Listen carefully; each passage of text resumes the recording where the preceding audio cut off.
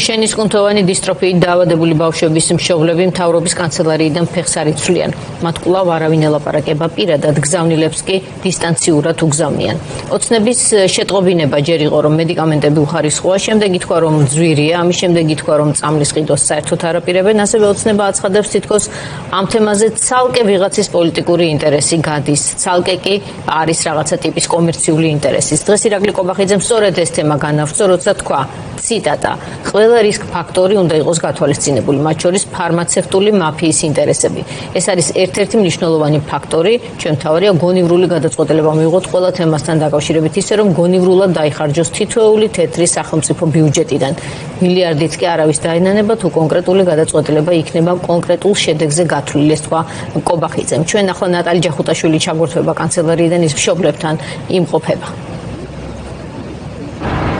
დიახ, მშობლების პროტესტი გრძელდება მთავრობის კანცელარიასთან უკვე მე-15 დღეა ისინი უწყლეთ აქციას მართავენ. თქვენ ხედავთ, მათ მოტანილი აქვთ კარვები, ისინი 24 საათიან რეჟიმში რჩებიან ადგილზე უამინდობის მიუხედავად აქ არიან და როგორც იცით, ხვალმათ დაანონსებული აქვთ აქცია ბიძინა ივანიშვილის რეზიდენციასთან, თუმცა სულ რამდენიმე წუთის წინ გახდა ცნობილი, რომ ოცნების შინაგან საქმეთა სამინისტრო არ აძლევს მათ უფლებას, რომ გამართონ აქცია იმ ლოკაციაზე კონკრეტულად და იმეთ დეტალზე მოგვიყვება კახა წიქარიშვილი. გვითხარით, ვისთან ჰქონდათ კომუნიკაცია, რა პასუხი მიიღეთ, რა არგუმენტი ჰქონდა შინაგან საქმეთა სამინისტროს?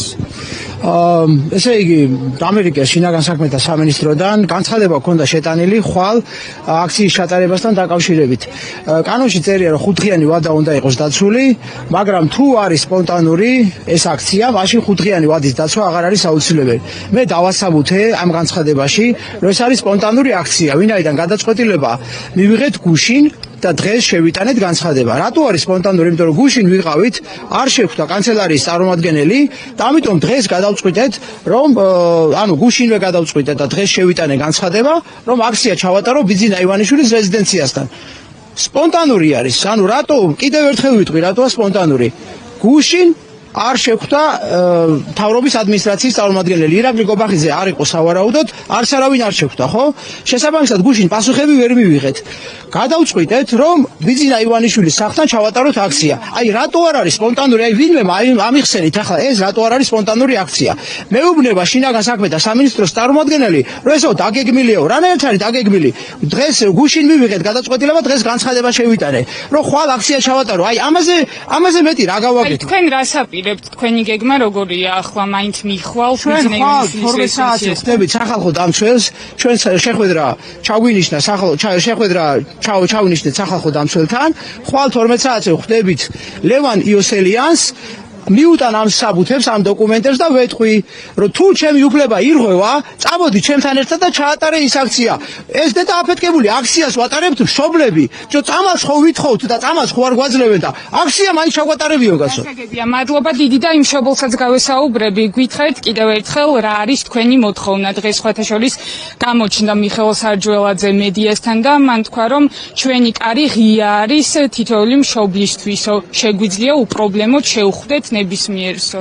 გამოეხმაურები მის განცხადებას და კარის ღია კარზე მეცინება. ხალხო 2 წელია დავდივართ მის კარში შევდივართ, გამოდივართ, არაფერი არ იცვლება და კიდე მის ღია კარში შესვლა მის ისე მათ პლუსი გამოსდით. ნახეთ, მივიღეთ მშობლები, აი როგორი კარგი საქმე გავაკეთეთ, იმ შეხვედრებს შედეგი არ აქვს და ესე კარში შევიდეთ, გამოვიდეთ, აზრი არ აქვს. ჩვენ ამ კაცის მიმართ არანაირი ნდობა არ გვაქვს, იმიტომ რომ გამოვცადეთ უკვე რამდენიმე შეხვედრა და დავასრულეთ უკვე.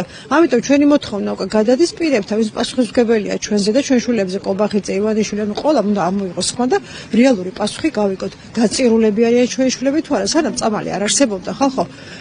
იმ იმედით, რომ ერთ დღეს დადგებოდა ის, რომ წამალი არსებობდა, წამალი რაც გამოჩნდა, უარეს დღეში ჩაგვაგდეს. რაც წამალი გამოჩნდა, იმის მერე ტრაგედიაზე ტრაგედია დაგვიმატეს, ისე გვებრძვიან და იმის მაგათ, რომ ქვეყნების მაგალითი გადმოიღონ, როგორ მიდის იმ ქვეყნებში იტალია, ესპანეთი, გერმანია, თუნდაც ამერიკაში წავდნენ დანერგონ ის მეთოდები, როგორც იქ კურნალობენ, თუნდაც ჩვენი ექიმები გაუშვან და იმ ექიმებთან შეახვედრონ.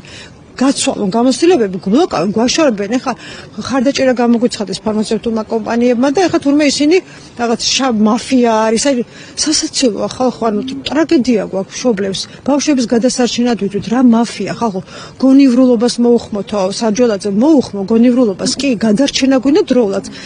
ამ ბავშვებს აქვს 15 დღე რაც აქვთ უკვე დაკარგულია ამ ბავშვებისთვის, იმენ ყოველდღიურად ამათ კუნთებში უჯრედები კვდება და ამას ვეღარ აღვადგენ საჯოლაძე. რას აპირებთ უახლოეს მომავალში მომდევნო დღეებში ცოტა ხნის წინ ცნობილი გახდა ხო ჩვენთვის რომ შინაგან საქმეთა სამინისტრომ უფლება არ მოგცათ რომ ხვალ ჩაატაროთ აქცია ბიძინა ივანიშვილის რეზიდენციასთან.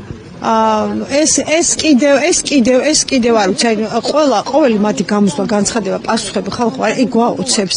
სპონტანური აქცია უნდა იყოს. სპონტანური აქცია იყო გუშინ კი ისეთი განრისხება გამოიწვია კობახიცის განცხადება რომ სპონტანურად მივიღეთ გადაწყვეტილება და ეხლა გეუბნებია რომ ანუ აქ განცხადება თუ შემოვხდეთ სპონტანური არ არისო. მეორე მხრივ გეუბნებია რომ სპონტანური აქცია თუ გინდათ განცხადება შემოიტანეთ. ანუ რას ქვია სპონტანური ვერ ვიკეთებ. მაშინ ეხლა წავალთ პირდაპირ და ეს იქნება სპონტანური, მაგრამ ამაზეც გვედევება რომ განცხადება უნდა შემოიტანოთ.